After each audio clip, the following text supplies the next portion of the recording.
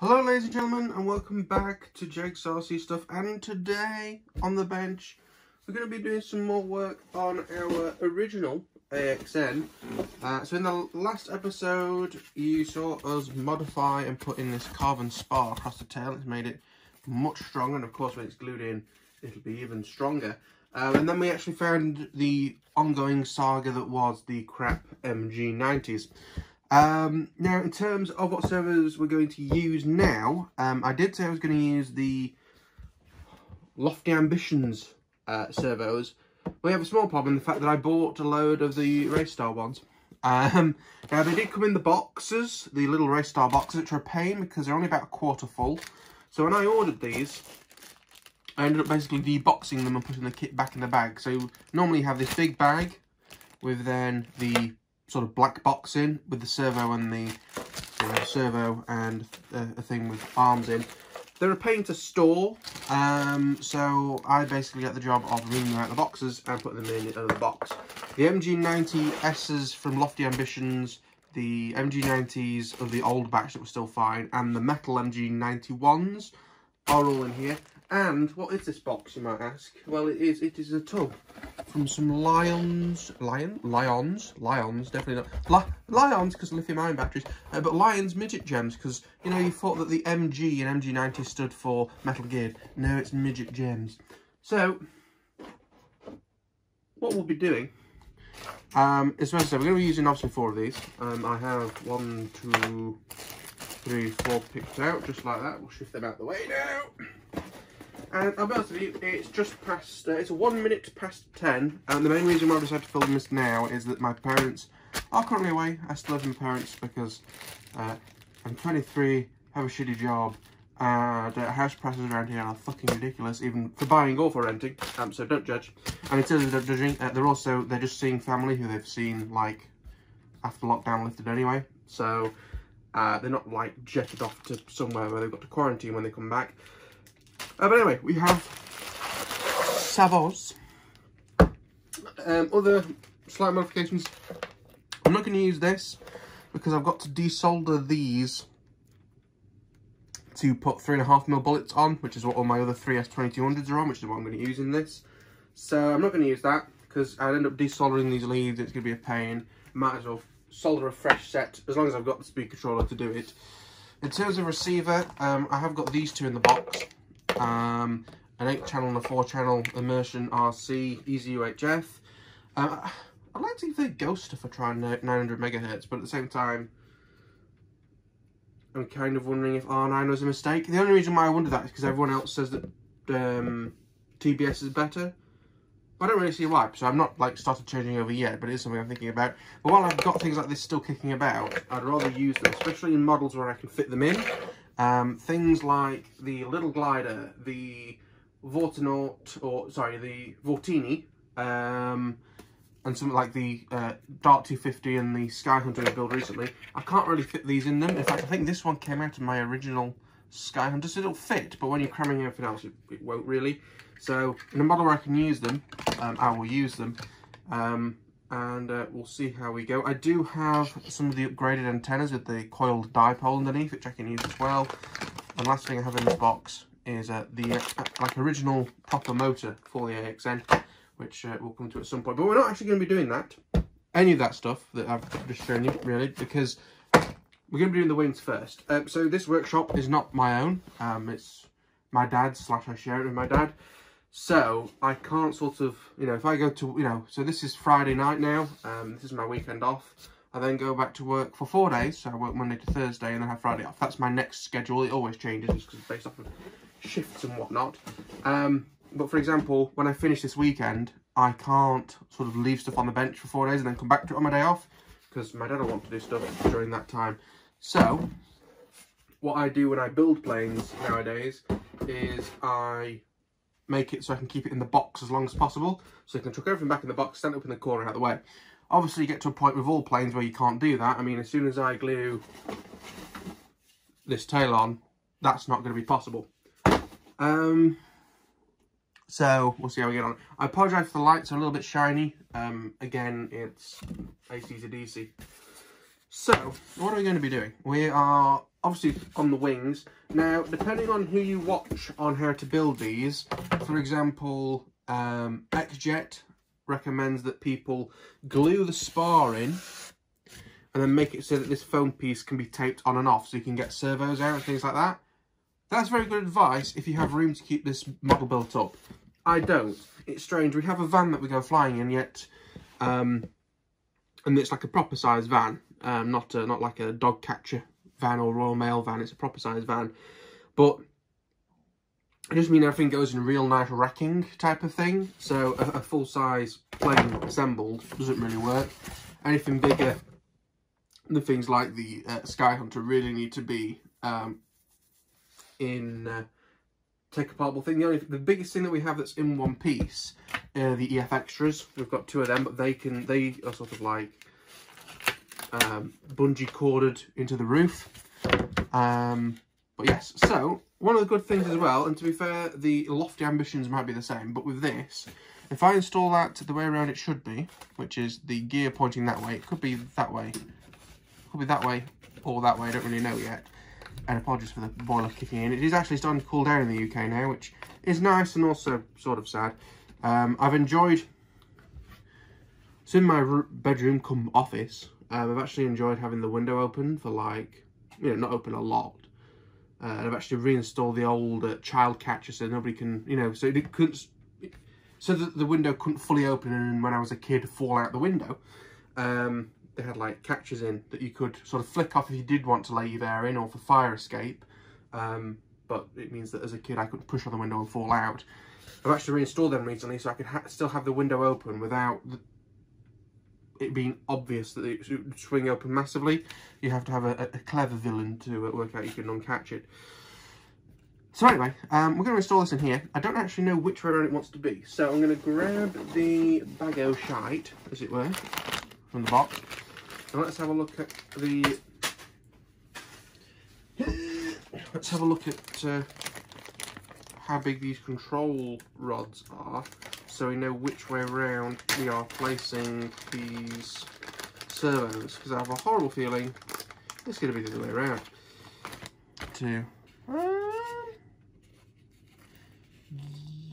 Yeah, so based off of that, unless they lean forward massively, but I don't think they do. If I install these, which I'm not too sure if I'll keep these as these, but we'll see. They're fairly sturdy. No, so I'm slightly concerned. I might even swap these out for the ones that I have on the shelf. If I can easily grab them, I will do. If not, we'll build as is. Because the reason why I don't like these is that there really, where's the camera? There really isn't that much material there. It's quite a solid thing. I mean, I'm giving it a good wiggle, but over time it'll break. So it's kind of, and also as well, you really want your holes in line with this, so they're acting on the same point, and that's a good 1/4 inch back where it should be.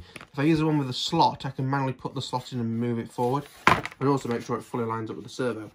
But anyway, so based off of this, I'm going to have to put this servo this way around to make sure that, well, I'll put that in there.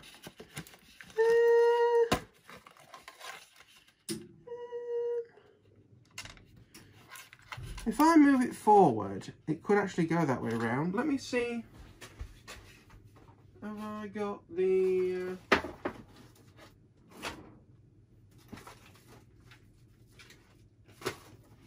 I'm moving Concorde and the Vortini out of the way. Have we got...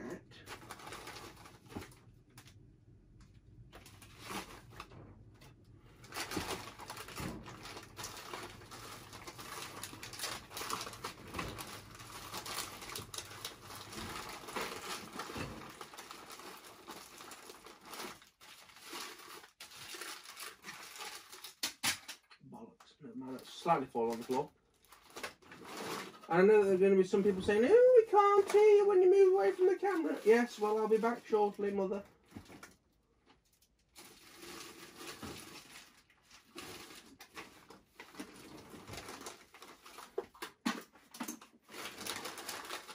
Don't ask me why I said Mother, I don't know myself.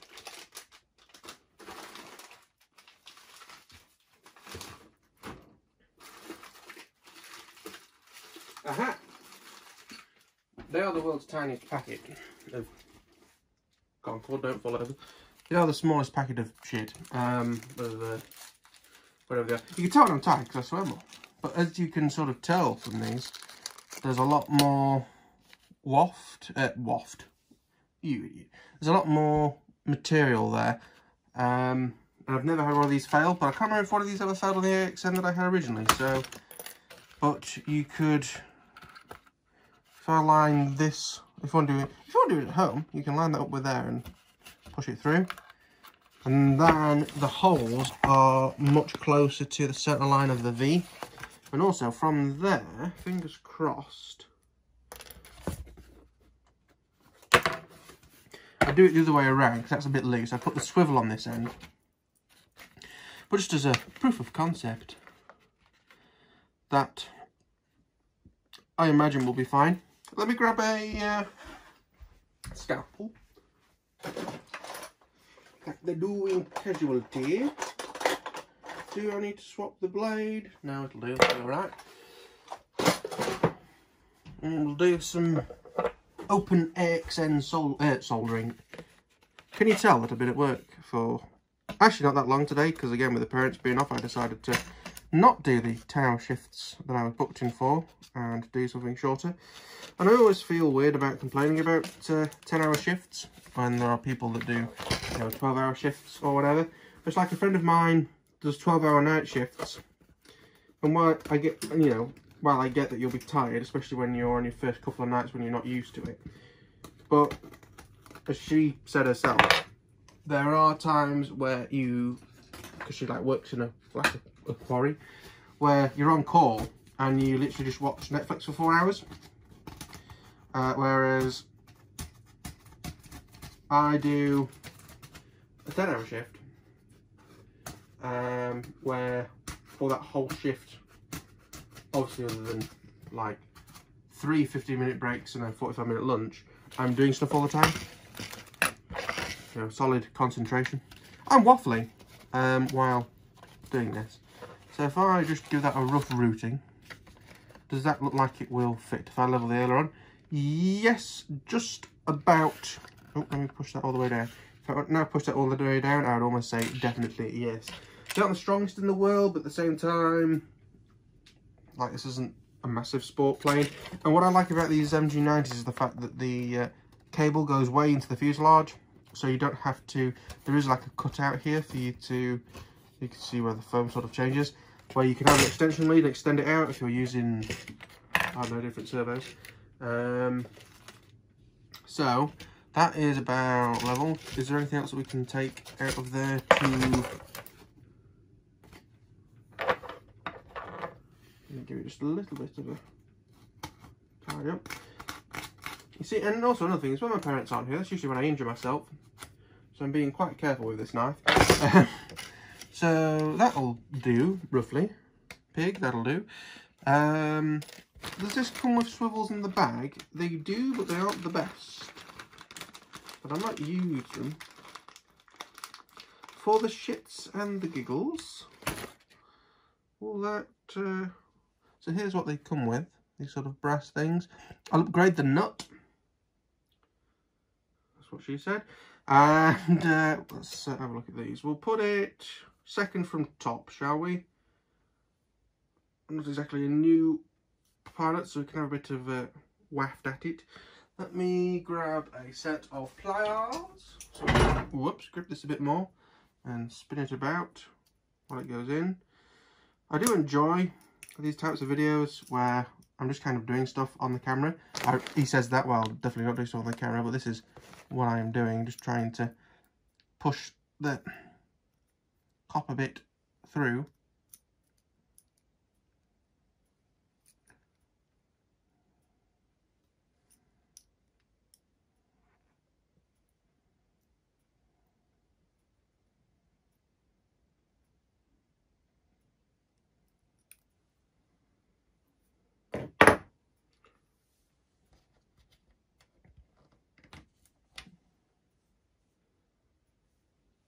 I'm going to use the more surgery equipment. I'm going to use these with the locky thing on, So I can lock it on and then just kind of spin it around like that. If I can work out quite how to do it. Oh,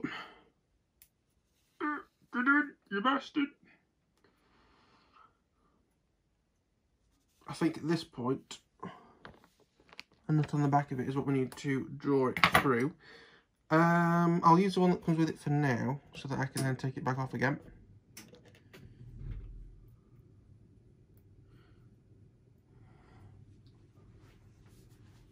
I'm going to get the nut driver UR Matron, which is one of these, but not this size, because this size is too big. Should have known it's a smaller size, but it's been a while. As always, I'll just tightening that up, and it should, you see it's pulled it through, and it is now spinning, so that's nice. What I will do is now undrive that nut, undrive the nut, undrive that nut, and we'll throw that on the bench and we'll have to be thrown away later. What are these? These are M2 nylock nuts from Model Fixings. How are we doing for time? Because I don't want these to be millions of hours long, especially considering that we kind of haven't done anything with this. I don't want sort of 2 videos to go up. You know, I don't want one week to be doing the left wing of the AXN and then the other one being doing the right wing of the AXN. Right wing, that's an aircraft company or an FPV craft company. So that's on. I mean, technically, the nylock isn't actually going onto the thread, but we'll gloss over that for now. In fact, we won't. We'll do it properly. We'll do it properly for once, ladies and gentlemen. Another thing as well, which helps with my parents being away, is I can be a little bit more projecty with the voice and talk more.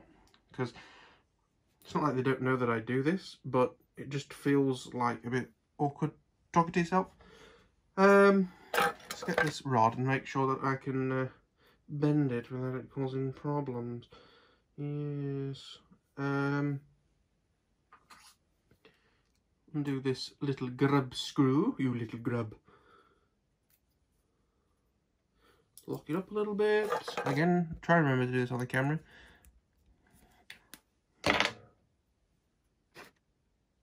Yeah, that could move it fine without it bending anything. Okie dokie. And then just as like a final check, we'll put that in there. We'll grab a servo tester and a battery. There's the battery, there's the servo tester. This is when they go pop when I plug it in a horrible twist of fate, just after I've bought like 4 lots of 6 or whatever I bought with them. Right, let's give them a